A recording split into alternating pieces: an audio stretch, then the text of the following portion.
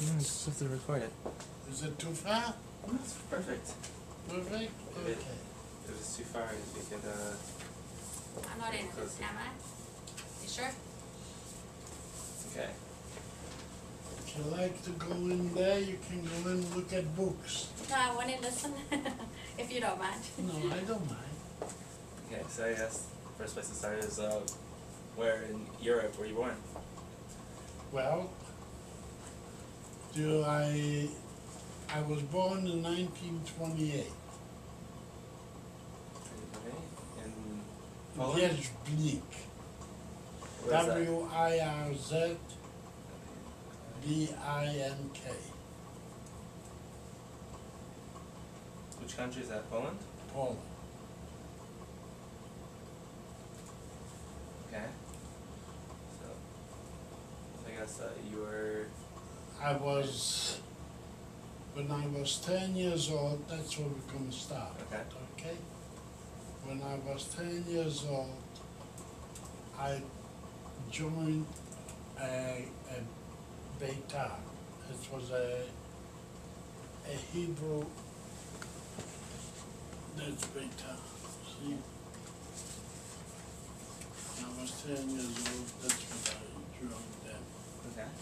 Petars is like Habonim, it's like what Omri does. An organization. Yeah, it's an youth Yeah. group. Like like the Like scouts. scouts, Okay. exactly. Exactly. Okay. The reason when I joined them was because the British hanged a Jewish boy in Israel called Shlomo ben Yosef. And when I heard about that, that's when I joined them.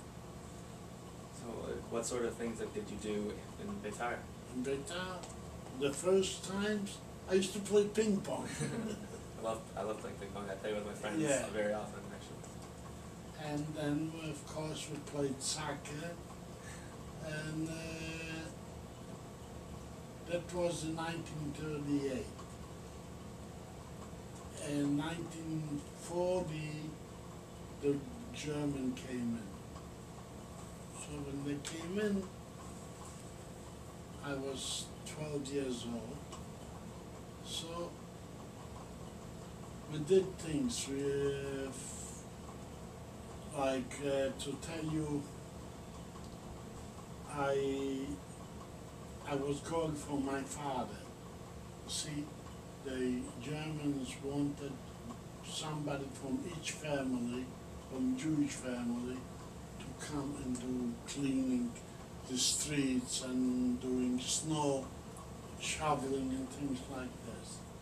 But I didn't want my father to go, so I used to go. Okay. Okay? So in 1941,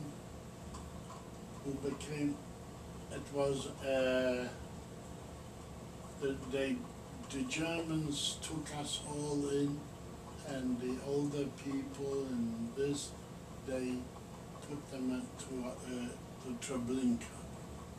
I was chosen to go to work. So I worked there for 2 years, and from there I went to Auschwitz. I was in Auschwitz for about 6 months. And then they took us into another place called Buna, which it was mostly, I was working in doing cement and things like this, you know. And in 42, they took from Buna, we went to Buchenwald. You know, we marched from Buchenwald. And from Buchenwald, we left in 1944, late 44, oh no, May 45, sorry. April 45. We marched there about 4 weeks. From there, they took us in, we went out 4,000 people. We came into this place, 142 people. On the way, they were shooting us out. And as a matter of fact, that day, in April 28th, they took us into a little forest. And it was called Liebenau Laufen, by the Austrian border. It was a little forest. We were there all ready to be killed. But a man, I'll never forget this, a man with a leather coat, I didn't see his face, but the only thing I could see is a man with a leather coat, came with a big car, and 2 soldiers, and they were talking to the major that was doing this transportation. So I thought I didn't know what they were talking about, but all of a sudden, and by that time already, the people, the German who looked after us, were not wearing uniforms anymore. They were wearing their own plain. Like regular, like civilians. Yes, they were already, because the Americans apparently were a day before that. So we came and they said, we'll go. So we went with them. They took us into a place, it was a woman's, the women were there who were stealing, and this was a jail. But in that place there was 2 wooden barracks. So they took us into the wooden barracks. And that's the way we got was saved. Right, so you spent through that entire 6 years working. Yeah, so we were saved. And then about a night later, a day later, a man came, and he came into the barrack and he asked, is there any, who are you people? So somebody said, from Hungary. They didn't want to say we're Jews. We said Polish. So this man apparently was a Polish Jew, and a man from us recognized him. And he says to him, what do you mean? We're all Jews. And he went ahead and brought the Americans, and they helped us. So like, where did the Americans like take you to? Where did they? First of all, the American major came and took me and another boy to a sanitarium. And there in that sanitarium I was a month. And he says, you better look after him. He was Jewish, so he spoke Jewish instead of German, you know.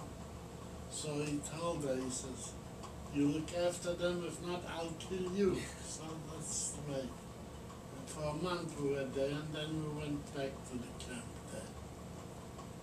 Okay, so I got to when we first started. Like, did you have any siblings? Do I have? Any siblings? Any brothers and sisters? Yes, no, 2 sisters. They were both, they're still here, they're alive. Yeah, and Yeah. it's both in Toronto? Or? Well, yes, they are, but right now in Miami. And where were they during the war?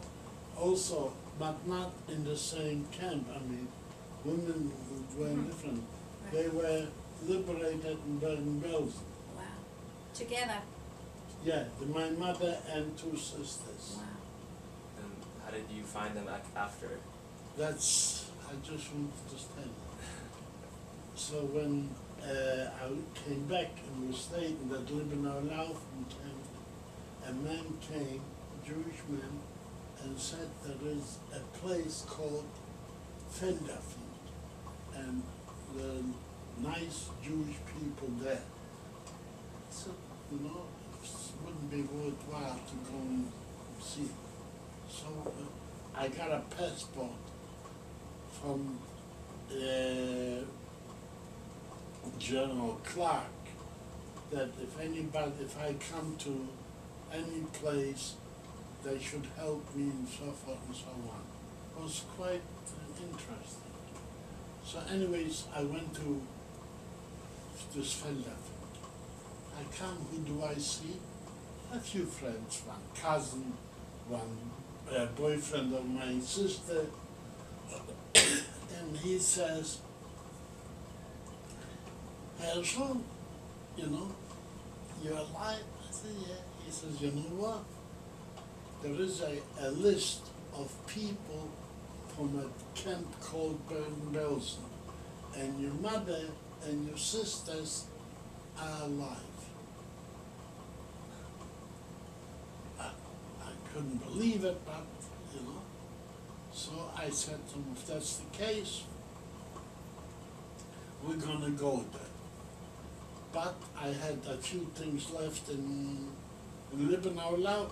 I said, you know what, I'll go back to Liebenau Laufen, and then I come to Felderfield, and from there we'll go to Bergen-Belsen. Apparently he left before I came because he was anxious. So and I came to Felderfield, so he wasn't there. I said, okay, I'll go myself. So I went. How are you traveling though? Were you? By mostly walking, but a lot also by, I stopped a car, I showed them the passport, so they took me, you know. And that's the way. It took about a week to get to Bergen-Belsen. You know, so I come to Bergen-Belsen. Who do I see? Friend, Morris. I said, Morris, you know where my mother is? He said, yeah. Your mother and your sisters are in this and this place. I said, can you take me there? He said, sure. So we walked over there.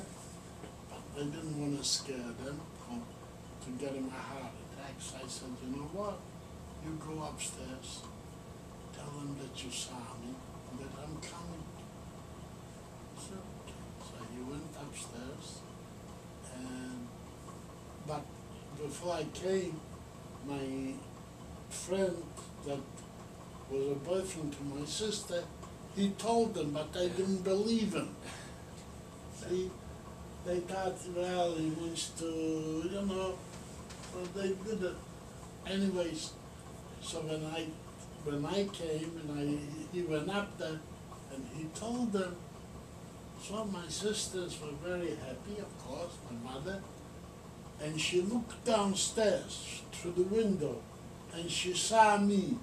She was jumping. Did So she run downstairs? Or yeah. So, you know, my... Was this in a town near Bergen-Belsen or in a In a camp. In a camp. But it was a military camp Okay. already. It wasn't the old camp, Right. it was a military camp. So that's the way. So I came up. Then when I came out from Bergen-Belsen, I saw people, you know, that I knew. But all of a sudden I saw a man that I helped him, and I saved his life. in which camp? I saved his life from walking from Buchenwald to Liebenau Laufen on the way. We were marched 4 weeks. What did you do to help him? Did you? I helped him to walk, and then I couldn't anymore, so I threw him over a fence, and he laid there, and the Americans came, we got liberated. Unbelievable. So you said out of 4,000, 100 and From 142. 142 people. Wow. Have made it to the next camp. So where did you go like after you found your family? Did you? Well, we went to Bergen-Belsen, so this guy from Exinga, he was already in Bergen-Belsen, and he was in Central Committee. He was an intelligent man. So I saw him, of course. So he said, Herschel, you're gonna work here with me. I said, okay. What do I know, an 18-year-old boy? And that's the way it was. Like, so what were you doing for him? Like, what were you? I what your was job? in charge of the provisions for the camp. So I worked there. And I also was going like to Bremerhaven from America, came by ship, provisions, and we took it from there to Bergen-Belsen. And then, like, when did you leave Poland? Oh, Poland, I left in 1942. From Kent, I mean, Okay. Like, I mean, when did you come like to Canada, or did you go anywhere else in No, between? I didn't. I went to do some things for the Irgun. It's a Hebrew Irgun Tzvei, which was an underground people, Mr. Begin was the head of the Irgun in Israel. Do you remember when we went to the Ayalon factory in Israel? Yes. Okay, remember they were making the underground bullets? That was big, so it was the underground movement helping to fight for Israel. Especially, and also to bring Jews to Israel from Czechoslovakia, from Hungary, from a lot of places, and from Bergen-Belsen, from Munich. We took certain people and we smuggled them over to Israel. So did you go to Israel yourself Yes, I did. from Poland? Just for that. Just Oh, okay. for them. And when did you learn your English though? Because very good English. Well, I learned English already in Bergen-Belsen. Yeah. Yeah, because Oh, because you were in contact with all the Americans. after the war, I was a young man, so I learned English a little bit, not much. But then I also was in charge in Bergen-Belsen, so people knew me, and I was wearing a uniform because the uniform says UNRWA, which is an organization from the United Nations to help people. So that was UNRWA, and by being the way I was, people gave me a lot of help. And then I met a man by the name of Moshe Halpern. He came from Israel as a soldier from Israel, and he came as a teacher.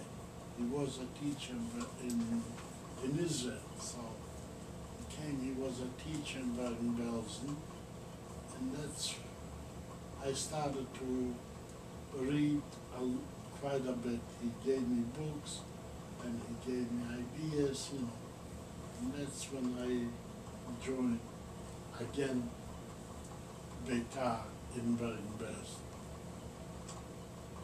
Did you ever carry on any other education though? Did when you left Poland in Israel? Well, of course. The only education I had was grade 4 in Poland, Yeah, So but the education I got is from my uncle. Oh, I met my uncle in Bergen-Belsen. So you didn't meet him before? No, because he was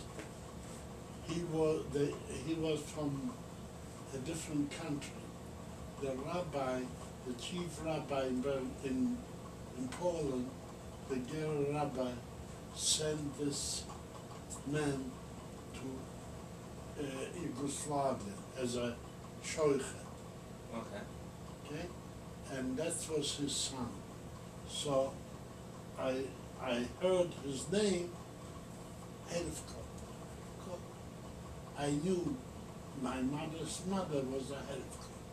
So I told my mother about this rabbi.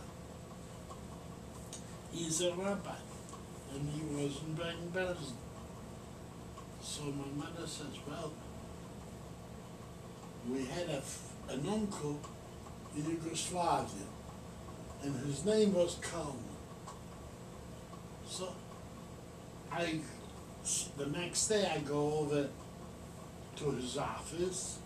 My office was here, and his office was across. So I go in there and I said, Rabbi, how are you? I said, tell me,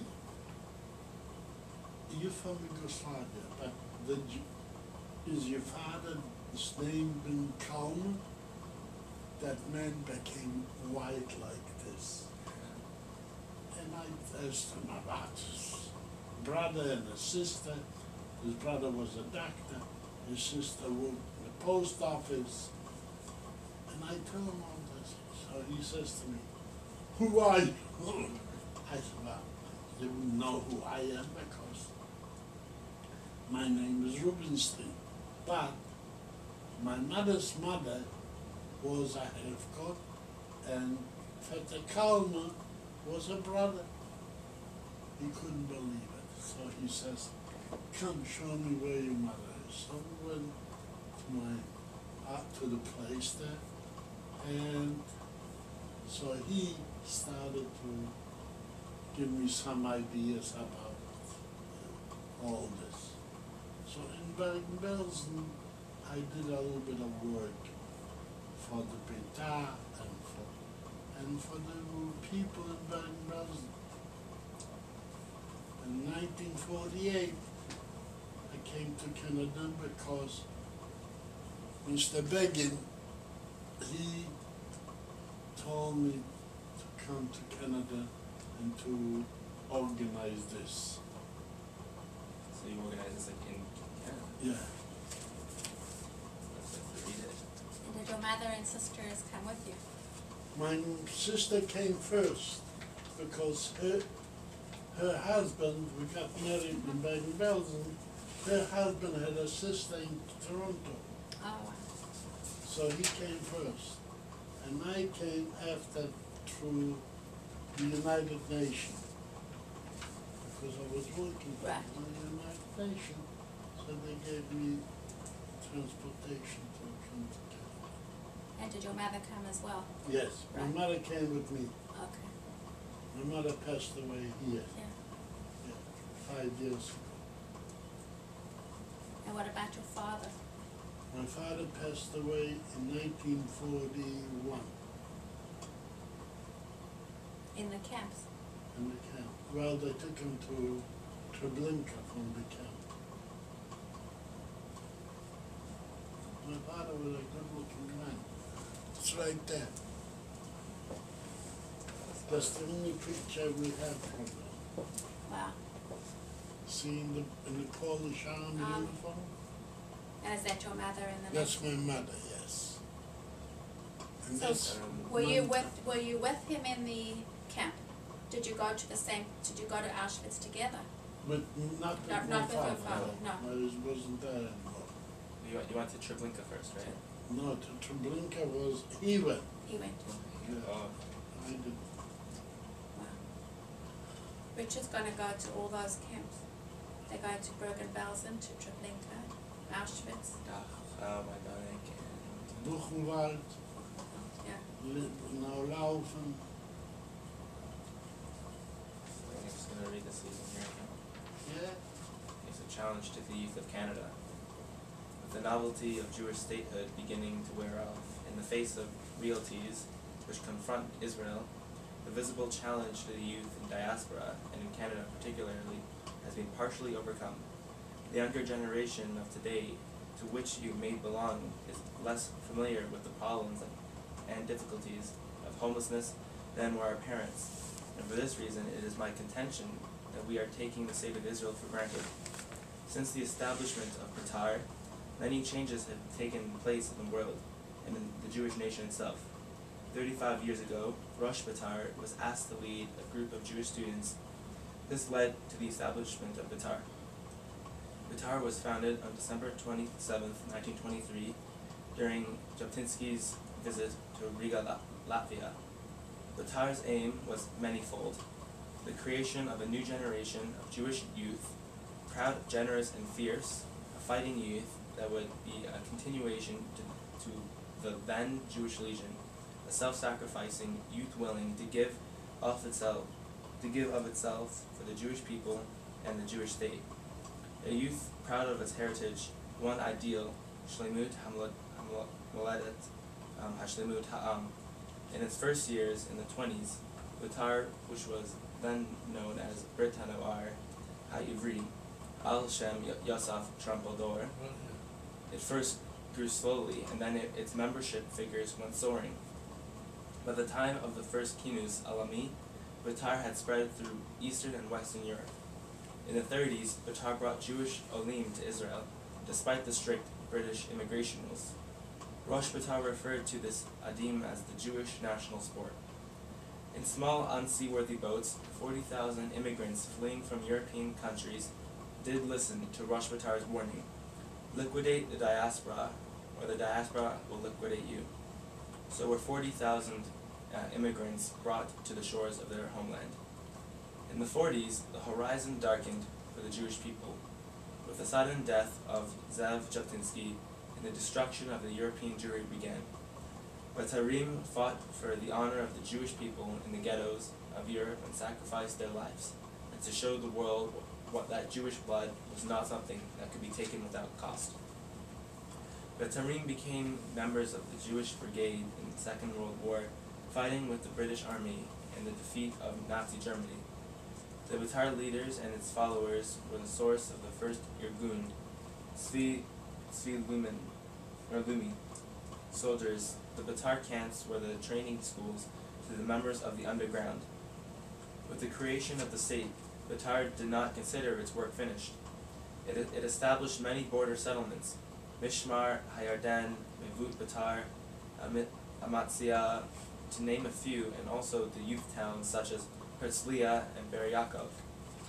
Today its aim is to work for a youth which will understand and learn meaning of the words Hadar and Jewish heritage, and to take its place as good citizens in Israel and in the Golah.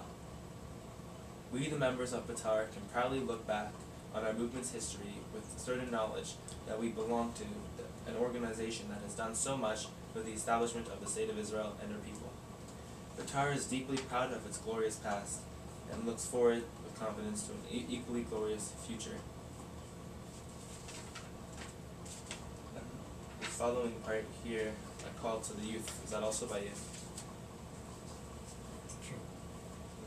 These words are designed to be draw the attention of Jewish boys and girls to the understanding of our role in history in our generation, with partially established the state of Israel.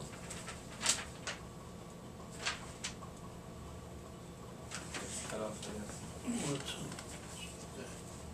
Where does it continue? here? Oh, here. There we go. We, the generation of today, must strive and safeguard that which our parents have obtained.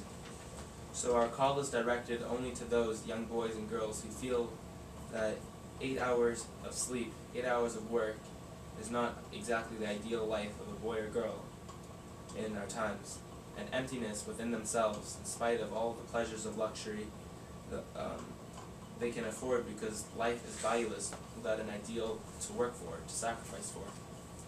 We believe that there are thousands of young boys and girls like you and who envy the Israeli youth, who have the privilege and the happiness to play an active part in the making of history. You, my friend, yes, even you, can be a part of this great effort. Come to us and let us treat you to some of the joys of an Israeli hora. We are young, we are brave and courageous. Let us put our shoulders to the globe and force history to our will. Let the future generations recognize our footsteps in the sands of exits. Come to Betar. By Executive Director of Betar, Harold Rubinstein. What other questions do you have? Most of them are answered. I'm coming with some more. Let me show you some. Just like to bring.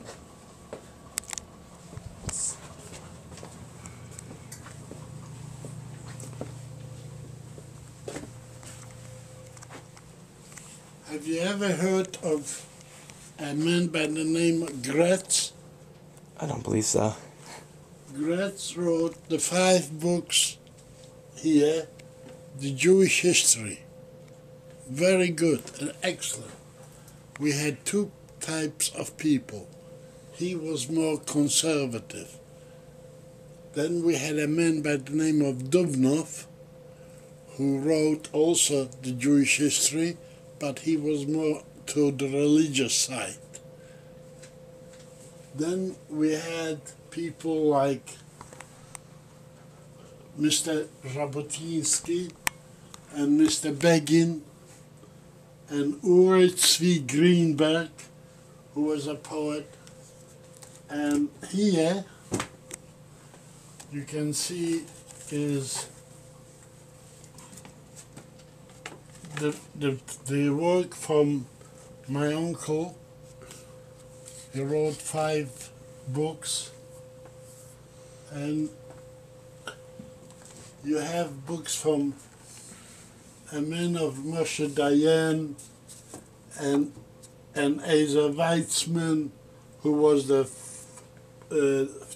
defense minister. And this is where after the war, that's all I could do is learn things. See, this is Josephus. He was a general, and then he went to Italy, and he became an Italian, and he wrote the thing about what's his name?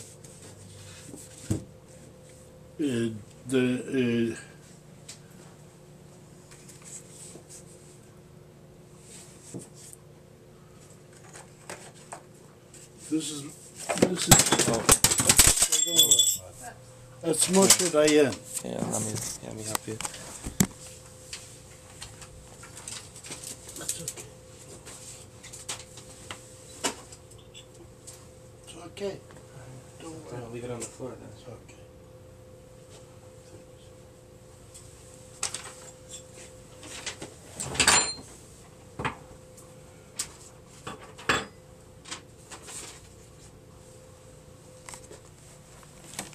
This is Moshe. Have you ever read anything from Begin? I went to the Menachem Begin Museum in Israel. Yeah. A friend of mine, Harry, I got his books here. He is in charge of it. Yeah? Yeah, I know him very well. He knows me very well. We work together.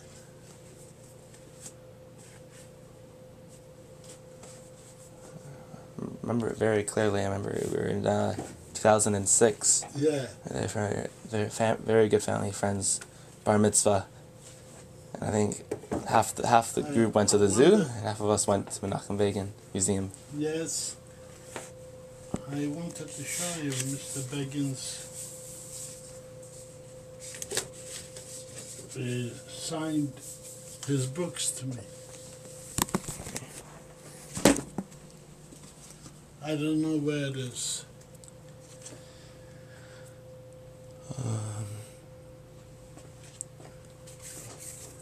That's Asa Weitzman.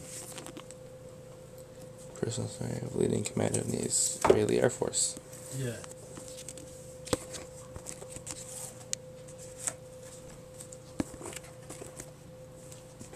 Where did I get his books? Well, here is a Begin book right here. Yeah, you see? Yeah. So there you are.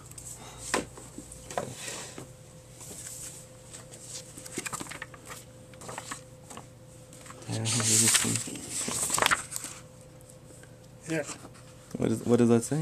It says, Harold Rubinstein, you know. Yeah, that's all of it.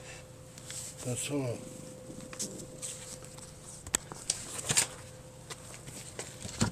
you said he was the one that said to come to Canada, right? Yeah. That was written by Harry. Like the Harry Horowitz. He's in charge of the museum of the Begin Institute.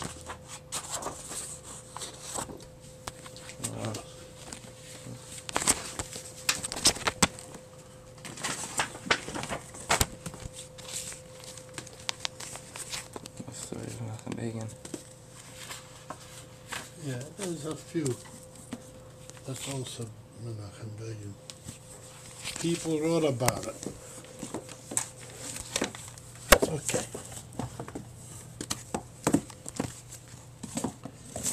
Yeah. That's my... See, and that's my uncle here.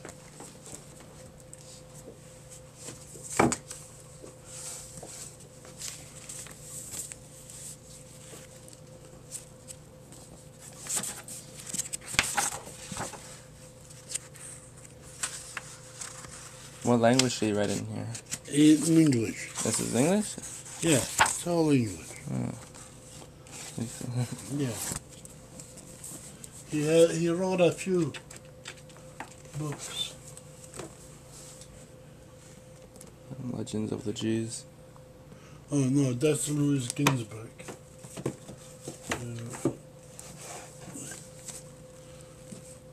The Rambam. You ever heard of the Rambam? Learned a lot about the Rambam. Yeah, well, yeah.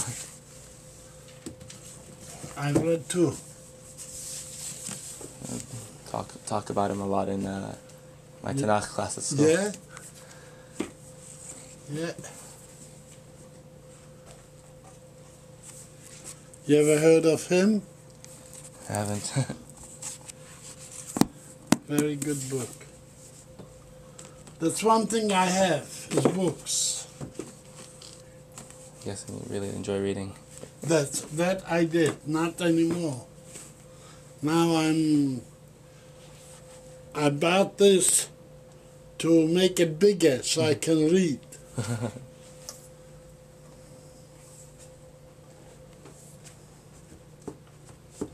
What's this like medallion thing here? Is that Begin? No. That's Mr. Begin and Assad. You know, when they did the thing between Israel and Egypt. Yeah. This was given to me by Mr. Begin. Okay, so that goes, okay. Yeah.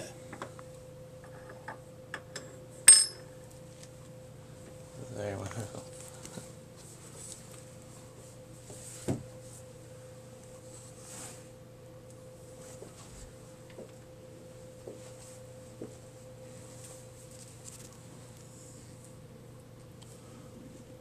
Ever heard of him? Sorry, I haven't actually.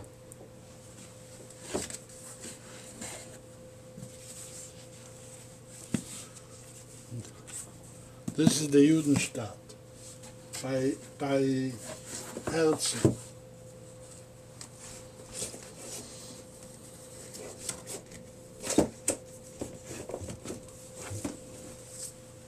Oh,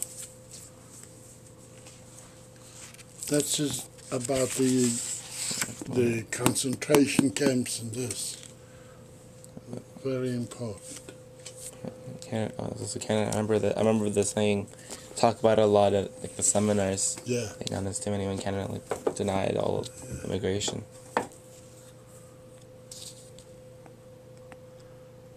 You ever heard of Martin Buber?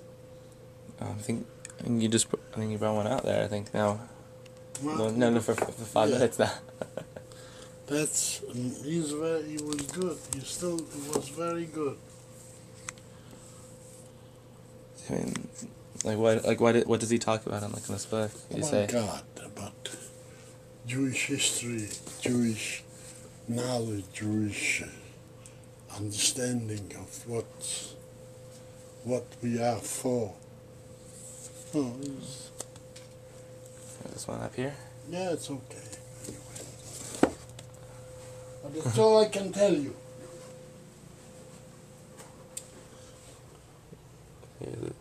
Is this granddaughter or? Yeah, that's my granddaughters. I have 4 granddaughters, 1 grandson. It's okay. Yeah.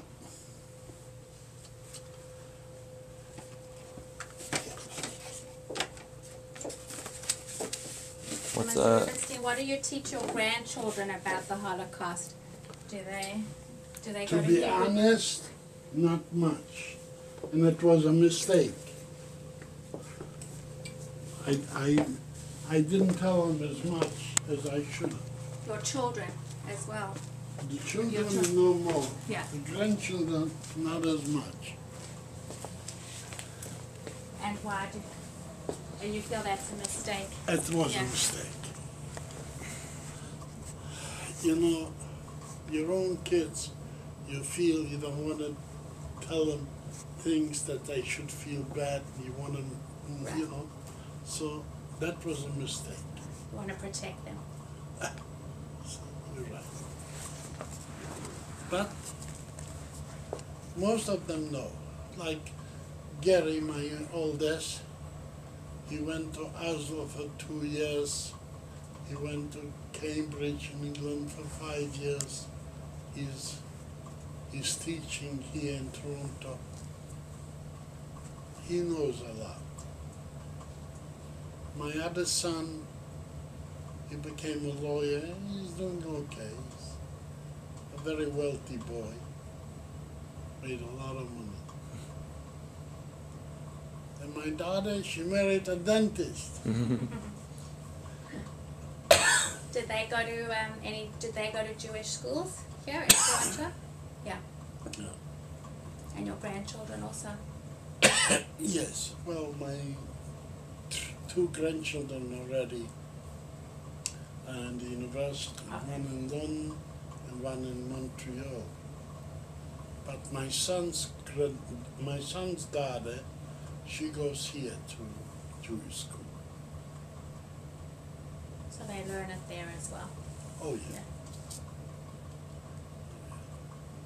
So what do you think of these young kids going off to Poland to the March of the Good. Living? Yeah. Of course. Look, anything, it's history. And life without history is no life. So it's important for them to know.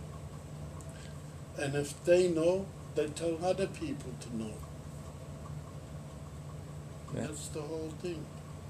Have you ever been back to the camps in Poland since No. the Holocaust?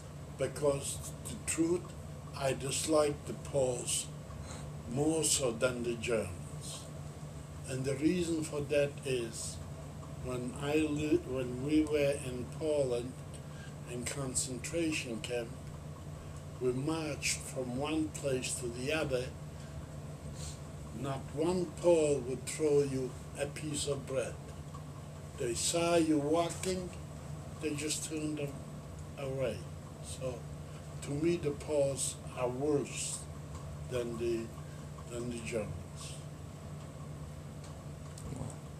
The only people that's very nice are the Czechs. When we went from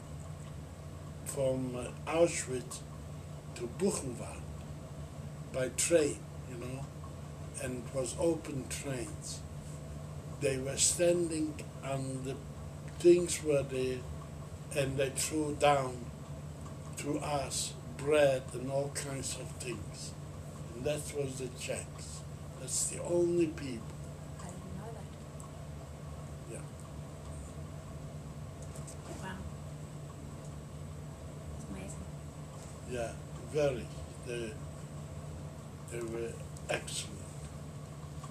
And were your sisters and your mother, were they in okay health afterwards, after Yeah, they were liberated? they're here. Yeah. I mean, Mary, the boat and... No, I meant after the war. Yeah, in they were okay. Bergen-Belsen. My mother Yeah. too. Yeah. That's a miracle that you, that It was. 4 of you It survived. was, yes. It was. Also, that maybe they found each other even And more. that you found each other. Well, they were together all the Right, time. right. You see. They were in Auschwitz, and from Auschwitz they went to Bergen-Belsen together, so they were always together. So, like, you didn't see them for 4 years, right? Or That's right. I didn't. I found out when I went to Feldafink that this friend of my sister said they're alive. That's the only time. That's the only time I knew that they were okay.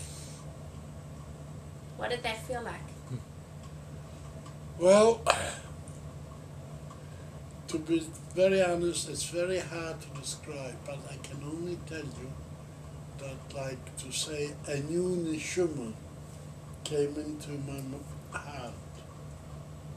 It was, you know, was a miracle. A miracle.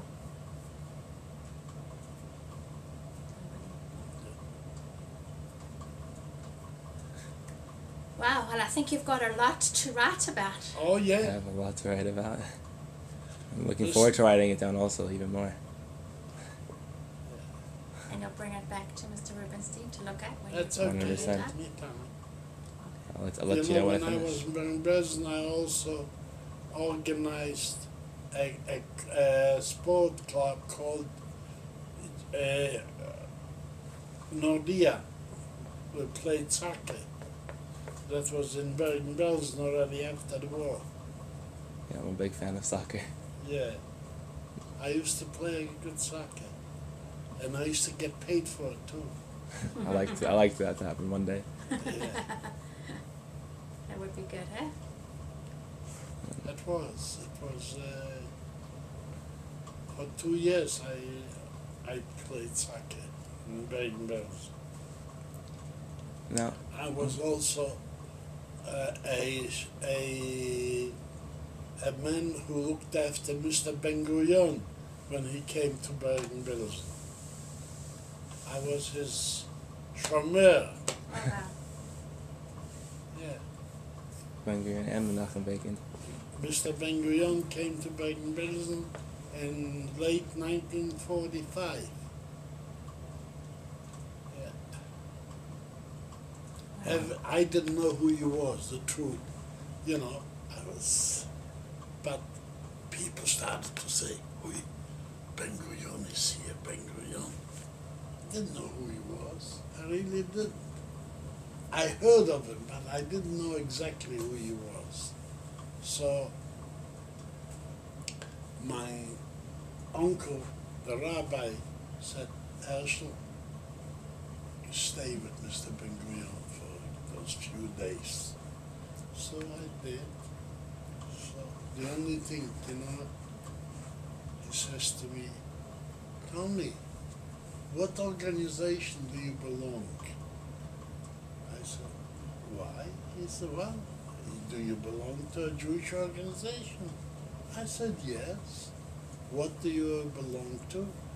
I said, "First I belong to Beitar, and then to Irgun, when he heard this, he came. He says, from all those Jewish organizations, you had to pick Beitar. I said, yeah. It's amazing. But I didn't like his speech. He came to Bergen-Belsen, and his speech was, if, God forbid, the Germans would come in to Israel, they couldn't do this, what they did to the Polish Jewry. So after the speech, I said to him, Mr. Ben-Gurion, if God forbid, if the Germans would come in to Israel, they would do the same thing, because he gave the idea that the Israelis made the lights, did this, did that, you know, that they were workers, they could do things. That's why they wouldn't disturb them. But I said, we had the same thing. They would take him. They would bring Germans into Israel. Same thing we had. He didn't, you know, he didn't like what I told him anyways. That's okay. When you were like in the camps in Auschwitz or in Bergen-Belsen, or like when the German guards, were any of them like ever treat you well or anything? Did they, anyone that stood out, were they all very like nasty, or they? You know, when we were in Auschwitz, a doctor called Mengele, you know, so he used to make selections. This one goes here and this one goes there. I was lucky that he picked me to go to Buna, and a lot of them went to the gas chambers. He was the one to do it. What do you think helped you survive all those years? To be very honest, my father and a man by the name of Schul Shoichet. He was from our city. In the time of the war, when wherever we were together, he didn't eat the soups with this. He only ate bread, and he was kosher, you know. So I helped in giving him things, you know. I cooked for him potatoes, and I think this is the man and my father that helped me go through. And also, I will say Beitar, the 2 years that I was in that organization and knowing about people, Jabotinsky, Grossman, you know, helped me. All right. Very wonderful. All right. You want to ask if you can take a picture of Mr. Rubinstein's parents to put on the wall? Oh, this isn't the camera. Like it's not, just the video. That's okay, don't worry about it. I could probably like I could get the images Take it actually. with your phone. So, See, this picture there is from when I was in Israel as a delegate to the World Zionist Congress from Toronto. I was a delegate to go to Israel, and that was Chaim Lendau. He was a member of the Irgun Tzvei Leumi. He was the one who organized the thing from Akko. You heard of Akko? yeah. Yeah. We've been there. Yeah, so he was the one to organize it. His sons, one is works for the TV, and the other one is a member of the Knesset. There's 2 sons.